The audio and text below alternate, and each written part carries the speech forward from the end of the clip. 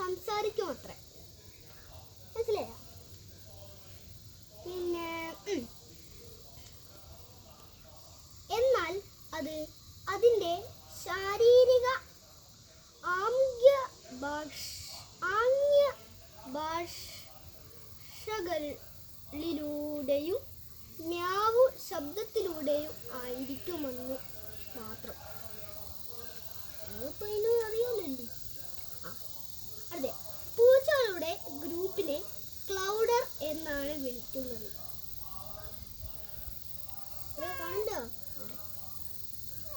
അടുത്ത കഴുത്തിൽ യജമാനൻ ബെൽറ്റ് ഇട്ട് കൊടുക്കുമ്പോൾ പൂച്ചയ്ക്ക് ഒരു ഹമ്പട ഞാനേ ഭാവമൊക്കെ വരും.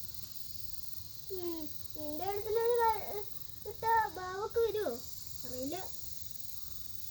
മറ്റു പൂച്ചകൾക്കിടയിൽ ബെൽറ്റ്